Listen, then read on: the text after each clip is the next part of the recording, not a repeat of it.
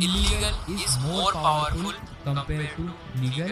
कुछ बातें जो आपको जानना चाहिए, कुछ चीजें जिनसे आप अनजान हो, आपको देखना चाहिए और कैसे आपकी वजह से ठीक भी हो सकता है। चलिए जानते हैं। सबसे पहले कवर करते हैं कुछ आर्टिकल्स, स्टोरीज एंड फैक्ट्स या फिर कहें कुछ ऐसे इंसिडेंट्स जो कि ये प्रूफ करते हैं कि क्या आज के टाइम पर पैसों से सब कुछ खरीदा जा सकता है, क्या पैसों से मर्डर को भी बचाया जा सकता है, चोरी को छुपाया जा सकता है, या गलत काम को भी सही तरीके से बताया जा सकता है। स्टार्टिंग करते हैं हम हर फील्ड के स्कैम के बारे में, हर फील्ड के गलत काम के बारे में स्टेप बाय स्टेप बात करने वाले। ये पूरी बात है 8 दिसंबर 2013 की सुबह की एक कस्टमाइज्ड एस्टन मार्टिन। जी हाँ, एस्टन मार्टिन जो कि एक स्पोर्ट्स कार है, जिसकी प्राइस की अगर हम बात करें, जो कि प्राइस वैल्यू रखती थी 4.5 करोड़ की, ये एस्टन मार्टिन जाती है 100 किलोमीटर की रफ्तार से एंड मुंबई के पोस्ट एरिया इलाके से क्रैश होता है। कि जो ड्राइवर ड्राइव कर रहा था उसने अपना कंट्रोल लॉस कर दिया एंड ये कार जाते ही एक ऑडी में जा टकरा ली। ऑडी ड्राइव कर रहे थे गैप कब्बा में रहने वाले एक 25 साल के स्टूडेंट जो कि एमबीए की तैयारी भी कर रहे थे। साथ ही साथ इस क्रैश में होंडा इलेंटारा को भी टक्कर लगती है,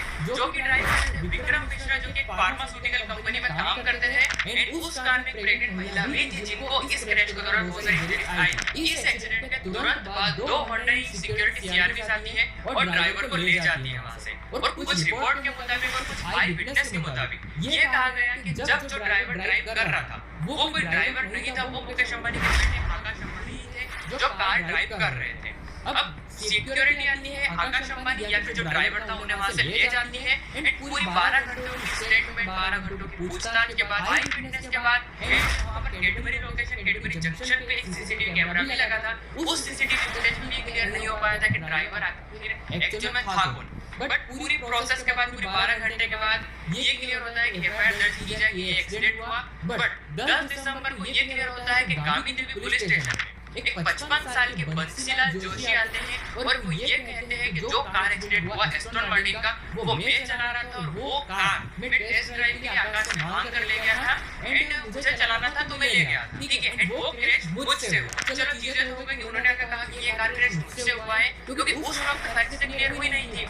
सुबह 5:30 बजे की बात है, उस वक्त ये कार क्रैश हुआ, ऑडी टकराई, होंडा की इलेंटारा टकराई एंड सारी चीजें हुई। हाँ, इसमें किसी की डेथ नहीं हुई। पुलिस आई, पुलिस ड्राइवर को ले गई एंड सात सुबह एफआईआर भी दर्ज हुई, सारी पूछताछ लिए। 9-10 तारीख को 10 तारीख को ये क्लियर हुआ कि बंसीलाल जोशी के हाथ से ये एक्सीडेंट हुआ था। बट ये भी कहा गया कि बंसीलाल जोशी बाद में आए थे, उन्हें छोड़ दिया गया था, फिर वापस बाद में आए एंड फिर उन्होंने ये कहा कि मेरे से एक्सीडेंट हुआ। लेकिन उसके बाद की आगे की कार्रवाई हुई। जिनकी उम्र 55 साल थी और वो मुकेश अंबानी के साथ में 30 साल से काम कर रहे थे और उनके ड्राइवर भी थे। बट चलो यहाँ पर हम मानते हैं कि वो ही ड्राइव कर रहे थे, उन्होंने अपनी ह्यूमैनिटी दिखाई, इंसानियत दिखाई, आगे रह के बताया, सारी सॉल्व हो गई, ज्यादा कॉम्प्लिकेटेड नहीं हुआ। बट इस चीज को ना तो किसी मीडिया वाले ने, ना तो किसी पेपर वाले ने, ना फिर कहीं सोशल मीडिया पर इसकी बात गई या फिर फैली, सारी चीजें ऐसे ही खत्म हो गई। बट इस चीज में, इस इंसिडेंट में, इस एक्सीडेंट में 4 शक आते हैं, 4 ऐसी चीजें सामने आती है जिसकी मदद से आज भी कुछ डाउट रह जाते हैं। नंबर 1 डाउट, अगर कार बंसीलाल जोशी जी ही चला रहे थे तो उनके पीछे वो होंडा सिक्योरिटी सीआरपी की कार क्यों चल रही थी?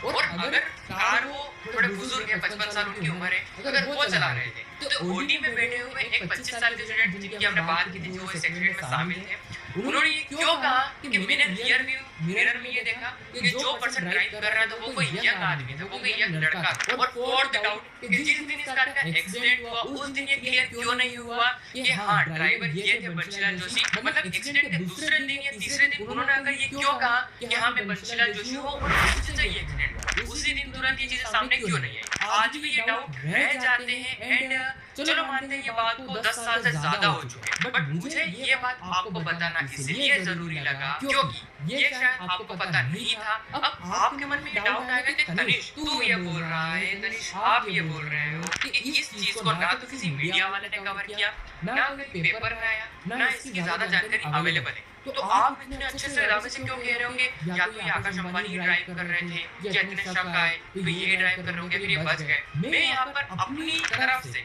कुछ नहीं बोल रहा हूँ। कुछ आर्टिकल्स, कुछ डार्क वेब पे जो वीडियोस है उस टाइम की, उनके मुताबिक यहाँ पर आपको कुछ आर्टिकल्स दिखेंगे जिसमें चीजें आई सामने, ऐसा ऐसा हुआ, जो चीजें मैंने आपको बताई वो चीजें मैंने इन आर्टिकल्स एंड इन वीडियोस के मुताबिक रिसर्च करके आपके साथ शेयर की है, क्योंकि मैं भी नहीं जानता एक्चुअल में क्या सही है क्या गलत है, बट ये इंसिडेंट आपके साथ शेयर होना चाहिए था, इसलिए मैंने इसे शेयर किया। तो उम्मीद करता हूँ आपको पता चला होगा। अब देखो, मैं ये बात नहीं करता कि अब क्या सही है क्या गलत है, क्योंकि बात को बहुत ज्यादा टाइम हो चुका है, 10 साल से ज्यादा हो चुका है बात को, बट आपने जाना। अब हम पुराने केसेस में तो कुछ नहीं कर सकते, बट शायद आने वाले ऐसे केसेस या जो भी प्रेजेंट में केस हो जिसकी जानकारी आपको होगी, उन केसेस में तो अपनी तरफ से कुछ कर सकते हैं। जी हाँ, और क्या कर सकते हैं इसकी बात हम आगे करने वाले हैं। बट बढ़ते हैं नेक्स्ट टॉपिक पर, जो कि होने वाला है सोशल मीडिया एंड मूवीज।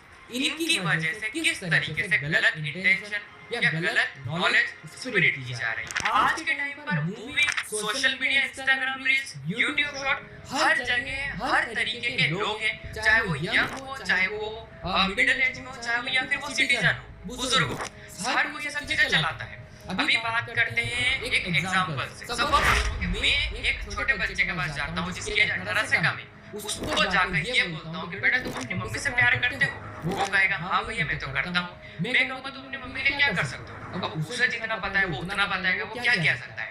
वो ये कहेगा भैया मैं अपनी मम्मी के लिए बहुत कुछ करूंगा, मेरी मम्मी मुझे खाना देती है, मेरी मम्मी ने ये किया, मैं मेरी मम्मी के लिए सब कुछ करूंगा। अब मैं बोलूँ हाँ चिकू तुम ये करना है, पर तुम अपनी मम्मी के लिए अगर मम्मी के साथ कोई कुछ गलत करे या लगता है कि ये गलत हो रहा है, तो तुम मम्मी के लिए उसको जान से मार दे। मम्मी को अगर तुम्हें सोना दिलाना है, मम्मी चाहती है सोना चांदी पहनना, तो सोना चांदी चाहे चुरा के लाना पड़े, इलीगल तरीके से लाना पड़े, अपनी मम्मी को ला कर देना। अपनी मम्मी के लिए किसी को भी मार काट देना, अपनी मम्मी के लिए जो चाहे वो कर सकते हो। हाँ, कितना अच्छा लगता है सुनने में कि माँ बाप के लिए ये प्यार कितना अच्छा है, वाह। बट यहाँ पर कहने का तरीका गलत है, बच्चे को समझाने का तरीका गलत है, और उसके मन में केवल एक साइड की बात डाली गई। जी हाँ, शायद समझदार लोग समझ गए। मैं बात कर रहा हूँ केजीएफ मूवी की। केजीएफ मूवी में भी यही बताया गया है कि कैसे एक लड़का अपनी माँ के लिए मुंबई में बहुत सारे गलत काम करता है, गुंडों के साथ मिल जाता है, एंड एक माइंड में जाके जहाँ पर पहले गलत हो रहा था हमें एकदम सही करने के, बट वो भी जाकर एक गलत तरीके से ही वहाँ पर सारी चीजें राज कर लेता है, एंड मुझे अपनी माँ को दुनिया का सारा सोना देना, ये चीजें चलती है। गवर्नमेंट ट्राई करती है उसका एनकाउंटर वगैरह करने के लिए, बट इंटेंशन ये क्लियर होता है कि उसने किस तरीके से पुलिस वाले के सिर पर जाके बोतल फोड़ दी, ये कर दिया, वो कर दिया, बहुत सारी चीजें। अब इससे होता ये है कि हमारे माइंडसेट में या फिर जो बच्चे जो एडल्ट्स इस मूवी को देखते हैं उन्हें ये लगता है वाओ फैमिली के लिए इतना प्यार, कितनी अच्छी बात है। एक और एग्जांपल, जस्ट फिलहाल में मूवी आई है एनिमल, आप सबने देखी होगी। उस एनिमल में बेटे का बाप के प्रति एक प्यार बताया गया है। जो हीरो रहता है वो ये बताता है कि वो अपने पापा से, मम्मी से एंड अपनी बहन से बहुत प्यार करता है, और उन्हें बचाने के लिए जो गलत होगा वो भी करेगा, चाहे गन उठा के कॉलेज में चलाना हो या फिर लोगों को मारना हो, सब कुछ वो कर देगा। ये चीजें बताई गई है। यहाँ पर एक इंटरेस्टिंग बात ये आ रही है कि उसके पापा को भी पता है कि मेरा बेटा क्रिमिनल की तरह काम कर रहा है, गलत कर रहा है। जरा इस क्लिप को देखिए। अगर मेरा हाथ किसी के बीच में होगा मैं चला जाऊंगा जेल। क्रिमिनल मत बोलो पापा। इस क्लिप में ये साफ साफ बताया गया है कि कैसे उन्होंने अपने बेटे को कहा है कि अगर मैंने तेरे ऊपर से अपना हाथ हटा दिया तो पुलिस तुझे छुट्टियों में उठा कर ले जाएगी। क्या इस बात से ये साबित नहीं होता है कि उसके पापा अगर अमीर नहीं होते, पापा पावरफुल नहीं होते, तो वो पर्सन आज जेल में होता। और इससे लोगों के माइंड में ये चीज जाती है कि अगर मेरे पापा अमीर होते, अगर मैं भी अमीर होता तो मैं जो चाहे वो कर सकता हूँ, चाहे गलत काम हो, चाहे मुझे किसी को मारना हो, चाहे मैं चोरी कर लूं, मैं कैसे भी करके बच जाऊंगा। एंड ये कुछ मूवी के उदाहरण है। साउथ की ऐसी बहुत मूवी होती है एंड बहुत सारी ऐसी मूवी है जो कि एक मिसकॉन्सेप्शन फैलाती है एंड एक ऐसी गलत इंटेंशन देती है जो कि नहीं होना चाहिए, और ऐसा रियल में भी होता है। आज के टाइम पर भी ऐसे काफी सारे मिस्टीरियस केस हैं जिनका मुजरिम नहीं पकड़ा गया है, या पकड़ा गया है तो वो एक्चुअल में मुजरिम है ही नहीं, जो एक्चुअल में अपराधी है वो कहीं बाहर ही घूम रहा है। एंड कुछ केस तो चल ही रहे हैं, पता नहीं कौन है क्रिमिनल, बट चल रहे हैं। एंड इसी चीज को देखते हुए लोग सोचते हैं मैं भी ये कर सकता हूँ क्योंकि मुजरिम तो पकड़ा जाता नहीं है, मैं भी ये कर सकता हूँ, मैं बच सकता हूँ, मैं भी ये करूंगा तो कैसे बच जाऊंगा। ये चीजें चलती रहती है। घर पे बैठ के बात करोगे कि पता नहीं कौन इन्हें सिखाता है इतना गलत करना, इधर घूम के बात करेंगे दोस्त कि हम कैसे ऐसा करेंगे हम भी ये कर पाए। एंड लोग सोचेंगे कि क्राइम क्यों बढ़ रहा है, इन्हें कौन ऐसा गलत इंटेंशन सिखा रहा है।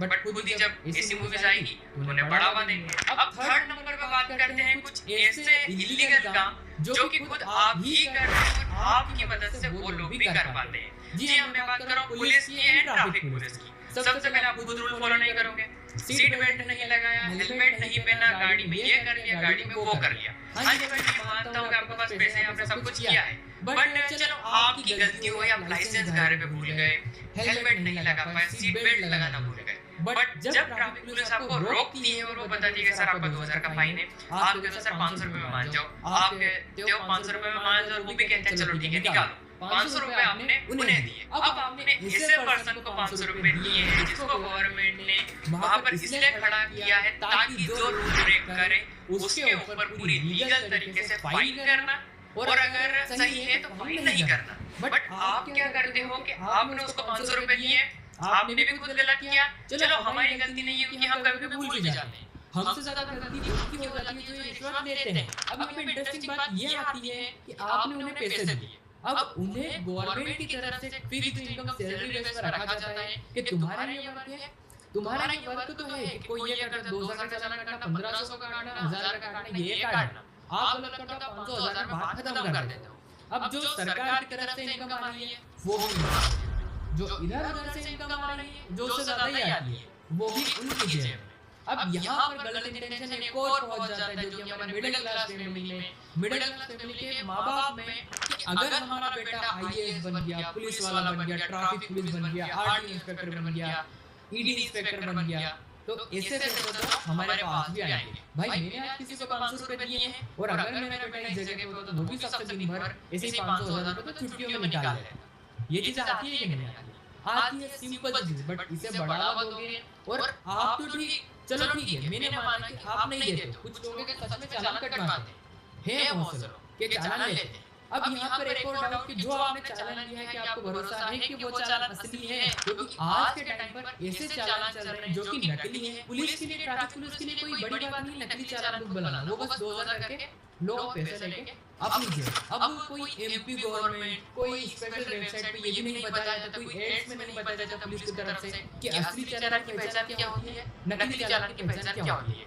ऑनलाइन भले ही वो बोलेगा आपको पास लिखा है तो मत क्लिक करना, ये करना वो करना, बट इस चीज को क्लियर किया गया नहीं किया गया। दूसरे नंबर पे आप ये सोचो कि भाई मुझे रिश्वत देने वाले को सजा दिलवानी, आप क्या करोगे कैमरा इसको रिश्वत दी और सोचो कि मैं इसका वीडियो रिकॉर्ड कर लूंगा और इस वीडियो को अगर मैं आगे पहुंचाऊंगा तो इस इंस्पेक्टर को, इस ट्रैफिक पुलिस को सजा होगी कि इसने